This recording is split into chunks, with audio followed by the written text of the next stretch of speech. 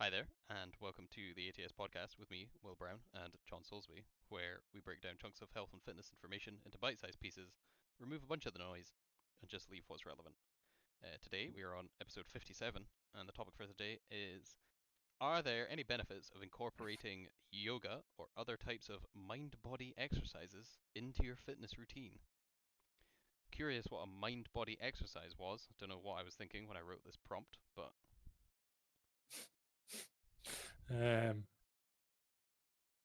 yeah.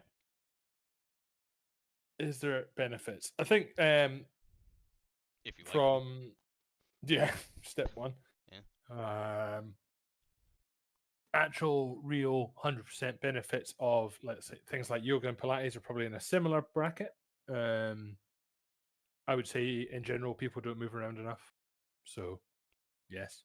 Yeah, having Um, something else that you enjoy doing and will consistently do that is physical activity is great.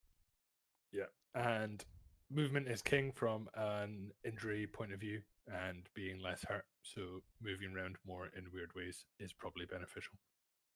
Mhm. However, I would say definitely it's easy, I think, to sit as a trainer, coach, whoever, and be like, yes, you should do all of these amazing things for exercise. But at the end of the day, most people don't have time to do one of them, let alone all of them. Um, so pick ones which you think either will benefit you the most or you enjoy doing the most.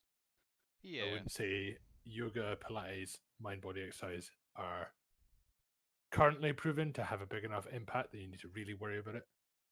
Like, it's not like if you're doing strength training and walking 10,000 steps a day, you're wasting your time if you don't do an hour of yoga. Yeah, no. I think I've come up with a specific use case for it being actually quite handy. So we've talked previously about attempting to minimize life stress and like having specific times of the day where you just typically before bed where you just chill out. Like you just Mm-hmm. doesn't have to be full screens off, but like screens on like blue light off mode, just not engaging the brain and just really winding down. Having like a kind of home yoga routine that you do might fit into Oh, that pretty nicely. Like there's no screens.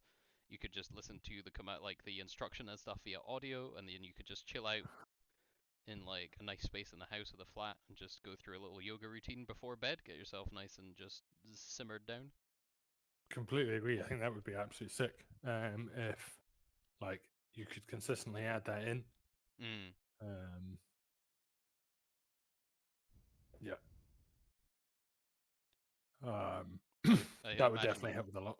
Yeah, I imagine it would have to be a fairly gentle yoga. I wouldn't be going for like a No, hot vinyasa in a fucking 32-degree room pre-bed, no, no. because then you'll wake up Yeah, like a raisin just for something a chill. start. Yeah, you'll have lost a liter of water overnight as well as whatever you dropped in the class.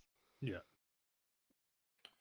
I Um, also think one specific caveat that people be aware of is certain positions or flows in yoga can be just specifically a little bit on the injurious side for people who are hypermobile, yeah. especially through certain joints like the hip and the lower spine. If you are hypermobile, you already will typically have a desensitized stretch reflex, so you won't feel very much. Like you'll be able to put like almost your elbows on the floor or like the backs of your hands on the floor and feel nothing. And that is again because you are very flexible. However, that's not exactly a good thing always. People seem to get that mixed up a little bit. Um, because when you have no stretch response, it's technically a safety mechanism for keeping things within a less injurious range. Like the reason you feel that kind of stretch feeling when you typically bend in certain ways or take muscles to certain lengths is because if you take them any further, the risk of injury becomes higher. So if you happen to be a hypermobile individual, you will probably tend to do stuff that is benefited by being flexible. Like hypermobile people love to stretch because they're great at stretching. TLDR. Yeah. Maybe just don't go so ham. Don't be going like 10 yoga classes a week just because you're really good at it and can do a box split and stuff. That might overwork things a bit too much. Yeah. But yeah, other than that, think any kind of physical based relaxing.